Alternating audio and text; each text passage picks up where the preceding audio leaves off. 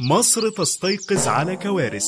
فعلا يا أخي، مصر أم الدنيا وهتبقى قد الدنيا، بس يا ترى أنهي دنيا بالظبط؟ عدد دول العالم 206 دولة، منها طبعا دول متقدمة جدا ودول تانية ما يعرفوش أصلا حنفية المية شكلها إيه. في الفيديو ده هنحاول نعرف ترتيب مصر بين دول الدنيا في المجالات المختلفة بكل فخر. وللأسف الشديد مصر بتحتل المركز الأول بين الدول العربية في نسبة الأمية، يعني الناس اللي ما بيعرفوش يقروا ويكتبوا، والعاشر على مستوى العالم بإجمالي 17 مليون مصري مش بيفكوا الخط، زي ما جه في تقرير لهيئة الأمم المتحدة. وده في الوقت اللي كندا احتفلت من أكتر من 10 سنين بمحو أمية آخر مواطن كندي، بس على الكمبيوتر مش قراية وكتابة. ولسه مصر بتستيقظ. المركز الأول برضو كان من نصيب مصر على مستوى العالم في نسبة تلوث الهواء، وده بسبب حرق الزبالة والفحم. ولسه مصر بتستيقظ. أما التخطيط العمراني فاحنا للأسف على رأس قائمة الدول الأكثر تدهورا. 30% من الأسر المصرية اللي عددها 6 أفراد بيعيشوا في غرفة واحدة بس، و3 مليون مواطن بيعيشوا في العشوائيات.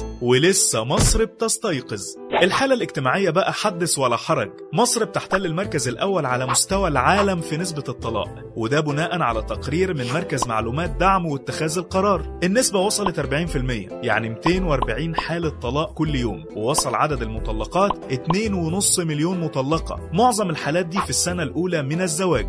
ولسه مصر بتستيقظ. منظمة الدفاع عن حقوق المرأة العالمية صنفت مصر الثانية على العالم في التحرش الجنسي بالمرأة، والتقرير بيقول إن 64% من سيدات مصر بيتعرضوا للتحرش بصوره المختلفة. والتقرير برضو صنف مصر في المركز الثاني عالميا للإتجار بالمرأة، لأنهم اعتبروا زواج القاصرات خصوصا في الريف نوع من أنواع الإتجار بالمرأة. ولسه مصر بتستيقظ.